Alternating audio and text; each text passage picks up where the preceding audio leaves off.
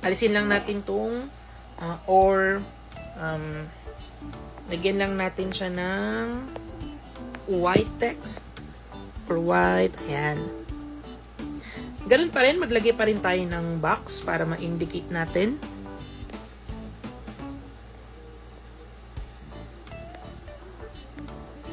Yan.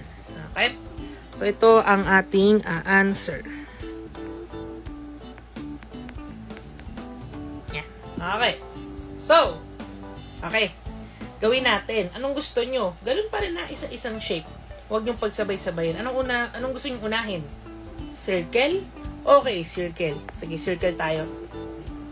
Ngayon, yung circle naman natin, kung mapapansin nyo, parang medyo madali ang kanyang setup dito, no? Which is alternation pa rin naman. Hindi tayo gagamit ng left, center, right for wala namang circle na napunta sa left or sa right. Okay? Puro sa center lang siya. At ang nangyari sa mga circle ay madali lang siyang ma-distinguish, no?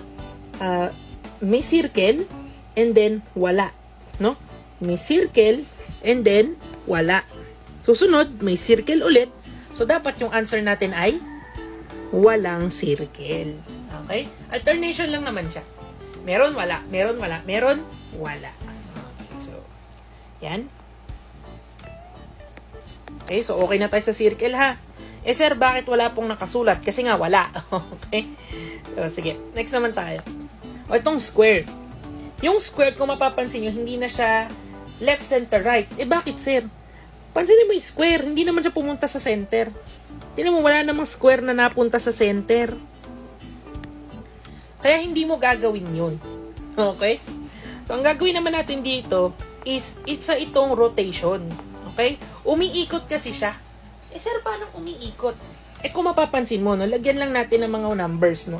Sabihin natin, ito si sulok number 1, sulok number 2, sulok number 3, and si sulok number 4. Ay, sir, ganyan ka po pa magbilang. Hindi po ba ganito? 1, 2, 3, and then 4? Hindi. Kasi kung ganyan ang gusto mong pattern, ang magiging movement niya ay 1, 2, 3, tsaka 4. Magiging pa letter Z.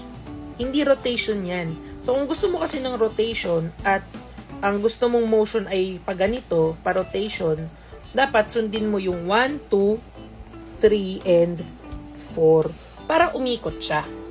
Okay? Ayan, rotation to. Ngayon, lagyan lang din natin ng label yung iba, no? Sige, 1, 2, 3, 4.